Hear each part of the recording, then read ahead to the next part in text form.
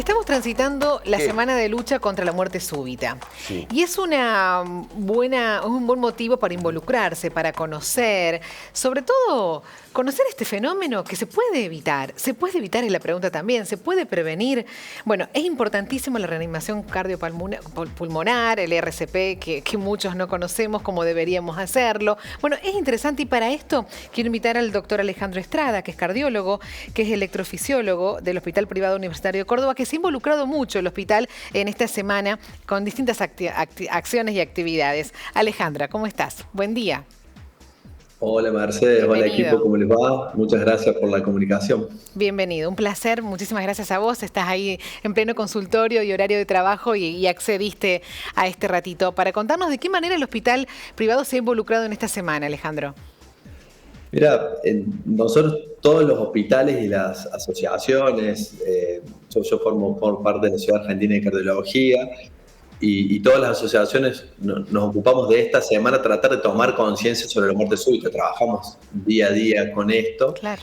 pero aprovechando esta semana para que estén los portales, que la gente conozca y sobre todo tratemos de concientizar a la gente de la importancia de que todos podemos hacer algo en la muerte súbita, desde el RCP hasta realizarse estudios convenientemente para tratar de evitar este flagelo que es un problema grande que tenemos nosotros. Es muy grande. ¿Hay muchos casos se dan en el país, Alejandro, por año?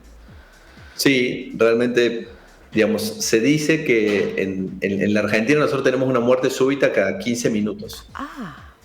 Y esto es porque la primera causa de muerte es la muerte cardiovascular. O sea, eso la lo mitad muestra. de ellas se desencadena por muerte súbita. Por supuesto que muchos de estos eventos se dan en pacientes que tienen cardiopatías previas y es el desenlace final de una enfermedad, pero en muchos otros se dan en pacientes aparentemente sanos, como es la definición que nosotros tenemos de muerte súbita, que es una muerte repentina, rápida, que ocurre desde el inicio de los síntomas dentro de la primera hora y en alguien aparentemente sano o que no tendría una cardiopatía ni una causa como para tener una muerte súbita. Y por esta característica que vos decís de ser repentina esta muerte, ¿se puede prevenir? Mira, tenemos diferentes instancias en las cuales nosotros podemos intervenir y nuestro desafío es que nosotros conocemos si actuamos antes de los 3 minutos, antes de los 3 a 5 minutos, tenemos más o menos un 70-80% de chances de poder transformar esta muerte súbita en lo que nosotros llamamos una muerte súbita reanimada. Y la muerte súbita reanimada es aquel paciente que tiene una segunda chance de poder salir. Entonces, es muy importante que en estos poquitos minutos que nosotros tenemos, lo que ocurre primero es una parada cardíaca, que es por una arritmia ventricular, que es decir, el corazón deja de contraerse y es como si temblara. No hay paro circulatorio y prontamente nosotros tenemos paro respiratorio y empezamos a tener problemas en la perfusión cerebral. Entonces, los primeros minutos son claves nosotros para poder cuidar esta perfusión cerebral y tratar de restablecer la circulación. Claro. Y en esos minutos que vos estás diciendo que son cruciales, ahí entra en juego el RCP, esta reanimación.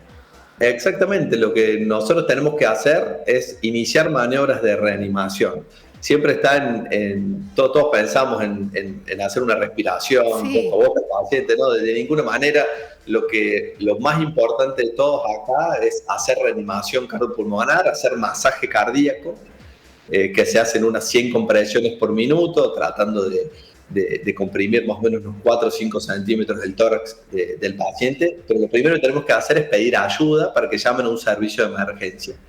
Porque parte del tratamiento, que es fundamental, es tener un cardiodesfibrilador. Y el desfibrilador lo aporta o un servicio de emergencias que tiene que llegar a tiempo, o lo que propongamos, y sobre todo en nuestra ley de espacios públicos que nosotros tenemos de tener zonas cardioprotegidas, es de tener un desfibrilador semiautomático en el cual cualquier persona un poco entrenada pueda utilizar el desfibrilador. ¿Existe el desfibrilador eso? Diagnostica solo la arritmia, uno le pone parches al paciente, diagnostica la arritmia y solo da la terapia, es decir, da el choque para sacar al paciente de esa zona. Pero Alejandro, ¿en la realidad existen esas zonas?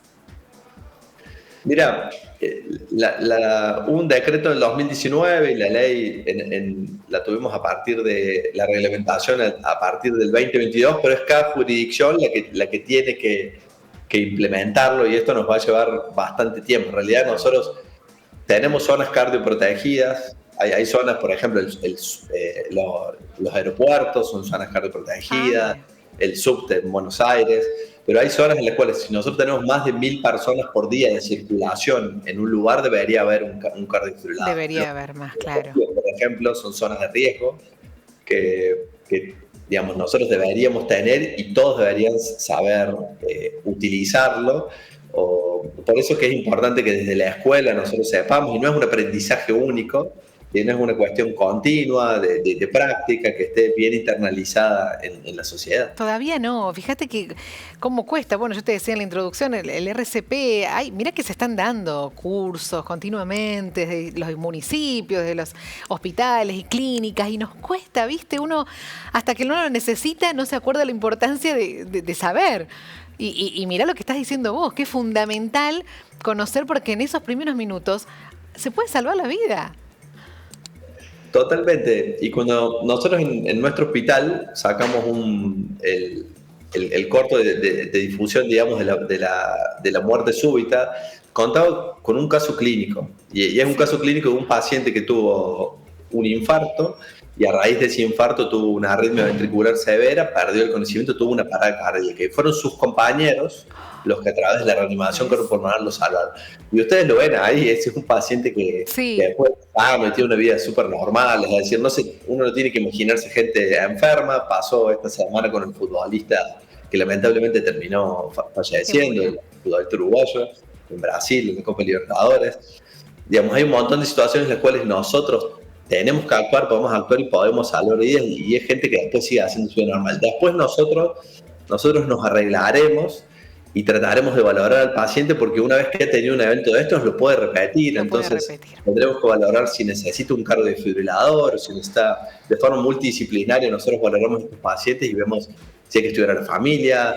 No queda solo ahí en ese evento, en ese paciente, sacarlo, sino después sigue toda una historia posterior que en realidad ya no le corresponde a la población general, sino a los médicos, profesional. Alejandro, ¿no hay ningún tipo de indicio? O sea, ¿no hay ninguna forma que uno pueda darse cuenta que una persona es más propensa a eso, o algo, o no? Mira, los indicios están bien claros. En general, nosotros dividimos la muerte súbita en aquellos pacientes que tienen más de 35 años. La causa más importante es la aterosclerosis coronaria, los infartos. Claro. Y los infartos se provocan en aquellos pacientes que tienen factores de riesgo cardiovascular. Y esto es obesidad, diabetes, colesterol, hipertensión, tabaquismo, es decir, sedentarismo, todos factores de riesgo en los cuales nosotros podemos actuar. Es decir, hay mucho para hacer desde la prevención para reducir el riesgo de muerte súbita, y también hacer controles médicos, es decir, los controles médicos anuales cardiovasculares que nosotros hacemos, podemos detectar pacientes potencialmente en riesgo, que tengan, o no solamente por los estudios de los pacientes asintomáticos, aquel que no manifiesta nada, sino aquel que tiene algunas pautas de alarma que por ahí nos llaman mucho la atención. Esos son dolores de pecho, tener una pérdida del conocimiento sin un aviso previo, y en general haciendo ejercicio, son todas situaciones que pueden pasar. Entonces sí, nosotros a través de estudios cardiovasculares podemos verlo. En la gente joven, los menores de 35 años... Que también hay muchos casos, muchos niños. Y también en niños por ahí cuesta más verlo, pero también hay problemas eléctricos que podamos verlos en el electrocardiograma, en el Holter, o trastornos más estructurales que nosotros podemos verlos, por ejemplo, en un estudio simple como es el ecocardiograma. Diferentes estudios que nos permiten hacer. Igualmente hay que abrir un paréntesis ahí, Mercedes, en el cual tenemos una situación que nosotros podemos tener estudios cardiovasculares normales, y sin embargo eso no es un aval total para que nos quedemos totalmente tranquilos. Lamentablemente hay pacientes que no alcanzamos a lograr prevención de muerte súbita y nos siguen ocurriendo estos eventos, a pesar que en los últimos años esto ha bajado drásticamente. Bueno, ahí en el Hospital Privado Universitario donde vos estás, se hace todo un trabajo interdisciplinario que es importantísimo, ¿no? También para abordar este fenómeno, muerte súbita. Mira, el trabajo interdisciplinario nosotros lo tenemos día a día. Siempre, En este caso nosotros como electrofisiólogos, que somos los que nos ocupamos de la muerte súbita, nos ocupamos más que nada de los trastornos eléctricos de corazón.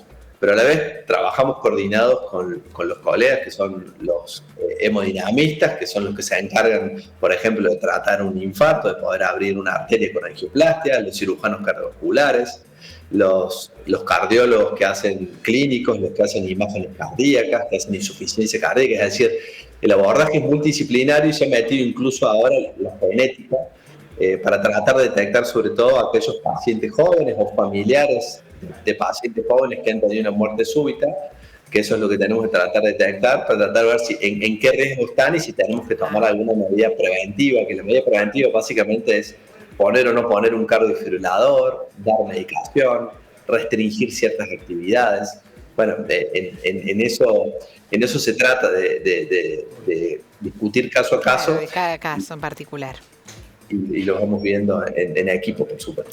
Bueno, fuiste muy claro, te agradecemos muchísimo, es un tema por ahí que uno desconoce y era importante hablarlo, sobre todo en esta semana, que para eso está, ¿no? También para tomar conciencia, el conocer, el replantearnos y saber que el RCP es tan importante, no solamente con la muerte súbita, sino también en otros casos, eso también hay que decirlo, y la importancia de que todos conozcamos. Así que yo te quiero agradecer muchísimo este ratito, te dejo seguir trabajando ahí, seguramente tenés pacientes esperando, pero te agradezco nuevamente tu tiempo. Bueno, muchas gracias por que nos ayuden a difundir la muerte súbita, para nosotros es fundamental, así que agradecidos nosotros. Te mando un abrazo. Dale, que estés bien, hasta luego. Vos también.